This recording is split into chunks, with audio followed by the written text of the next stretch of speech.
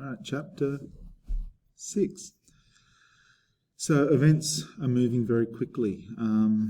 Given that, this is not a long novel, so each chapter kind of like is a representation of a significant or key event in the historical past, of which this is an allegory. So it's just going dum, dum, dum, dum, dum, for these major upheavals for the people, represented in this case as the animals. So it opens with this simile: all that year animals worked like slaves.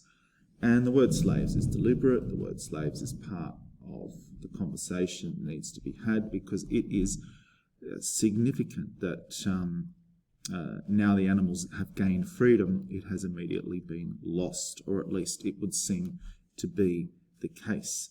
But they grudge no concept, because they feel that their work is going to bring them freedom and leisure and so forth. What they don't understand is it will just bring them more toil. They don't see that.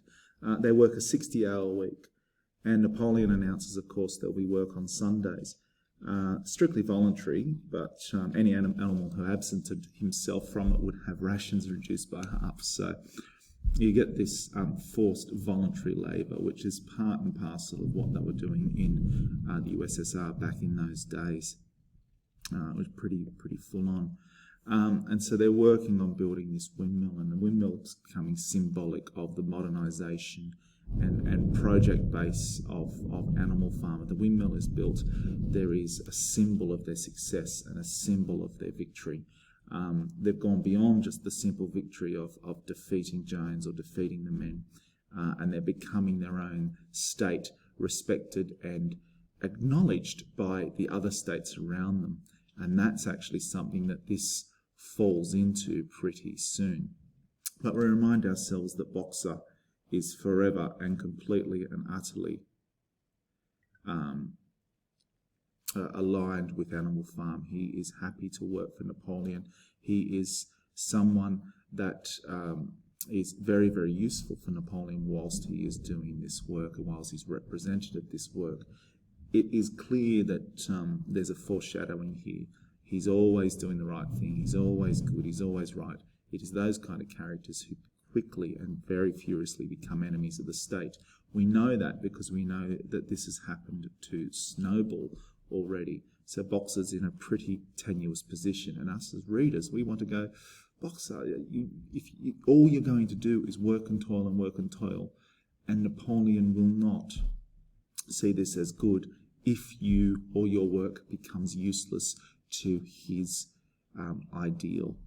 Okay, so as the chapter continues, we end up in this position of new rules and new ideas and new concepts. And one Sunday morning, just down here it is, one Sunday morning, when the animals assembled to receive their orders, Napoleon announced he has a new policy.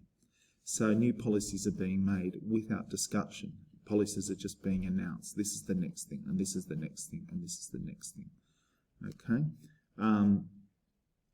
Animal Farm would engage in trade, which originally it was never meant to do. It was meant to be its own self-sufficient kind of utopia, that they don't need men because they're able to live off the fruits of their own labour.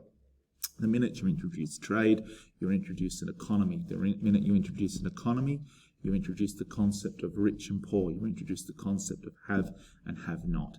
And you return to a system that was the one that they overthrew.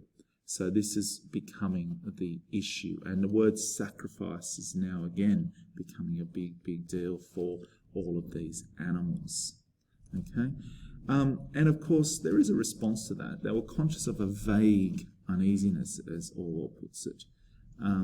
There's a sort of a vagueness to the idea that perhaps, a vague uneasiness, that perhaps they remember saying, let's never have dealings with human beings. Surely this was one of our earliest resolutions. I'm sure that was the case. And there's 4 young pigs who actually protest this, but they're silenced not by thought, but they're silenced by aggression. They're silenced by the dogs, and then they're silenced by the sheep bleating out 4 legs good, 2 legs bad, which is a constant background noise for these characters. But of course, it's been announced that this Mr. Whymper, a solicitor, will come and work with the trade and everything will be fine. And then Squealer, of course, uses his propaganda to suggest to the animals that they had always had a situation where trade was okay. He assured them that trade and using money against the resolution against it had never been suggested. It was pure imagination, probably traceable to Snowball, who, remember, is an enemy now. So that becomes a genuine problem. Okay, are you certain of such a resolution? Can you remember it? Perhaps you dreamed it. All of these things question their memory, and straight away it's very, very easy to convince them of a new reality.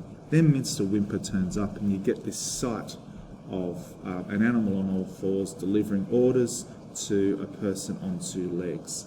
Now that arouses pride because it shows us and proves the maxim, which is 4 legs good, 2 legs bad. This shows them, in effect, Napoleon does this very deliberately, that 4 legs, the 4-legged creature, is in charge and dominant and working over the human being. And so it's a great look, it's a great image, and so it becomes, again, something of propaganda. Okay, and then, of course, we realise that the other states, as they were, the other farms, come to accept Animal Farm as just another version of farming. And you might as well deal with it because it is another capacity to open trade. And Jones loses his tenure in terms of the sympathy or indeed empathy from the other humans. And this is indeed what starts to happen in Europe, that you might as well deal with the fact that the Soviets are there. You might as well deal with this huge country. It's too big to ignore, so let's accept how they operate and work with them in this way, even if politically and even violently we're against them. I mean, there's a war, but that doesn't mean we can't trade with them. And so there is a bit of a sort of an irony in that, in the way in which we deal with these particular sort of situations and so forth. And then, of course, another thing suddenly happens. And things suddenly happen in this story because it is so short. But it is, remember, allegorical. It's not necessarily meant to have you go over and over an idea. It's just things happen and they happen quickly. And the pigs move into the farmhouse. Napoleon's saying, I'm the leader, I deserve the comfort.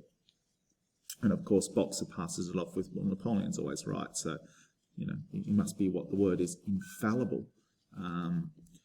And so this seems to work really well for him. But of course they remember, surely the commandment says something about, and this is important, Muriel says, did it not say something about sleeping in a bed? And there we are. Remember, they can't read. And there's the question, I'm sure I remember it. And of course it's very quick. They very quickly point out, oh, no, yeah, it did, but it said something about sleeping in a bed with sheets. So, oh no, there it is on the wall. Oh. And that's what we call gaslighting.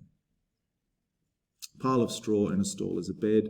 What do you think a bed is? The rule was against sheets. We can't possibly rule against beds because we all kind of sleep in beds. If the definition of a bed is where you lay your straw, then it's where you have to be.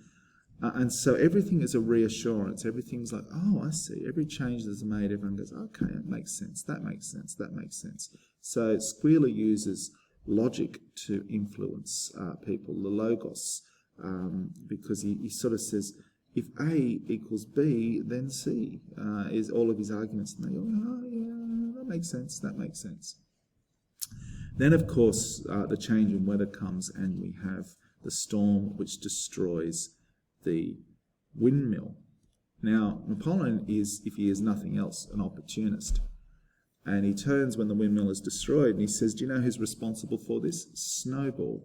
Now, of course, that also aligns with a very important way in which you're going to create and shape power. And that is to create an enemy and make that enemy something palpable. You can't just say, oh, our enemy is laziness or our enemy is a lack of will. Our enemy is that guy. Our enemy is that person right there. And by doing that, everyone is able to actually focus their attention on something to hate. And that makes things really easy for the leader, because they say you're either with me or you're in that group or that person who is being hated, and no one wants that. You're either with me or you're against me. It's black and white. And so Snowball is pronounced an enemy of the state, and I am interested if someone could capture him. That would be fantastic. The animals were shocked to learn that even Snowball could be guilty. So they were shocked, not that Napoleon's doing this, they're shocked that Snowball actually was the enemy the whole time. How could they have let this happen? This is terrible. All his directions came from Foxwood Farm. And so we've established a couple of things. Napoleon really now has an absolute grip over the population of Animal Farm, and it is steel luck.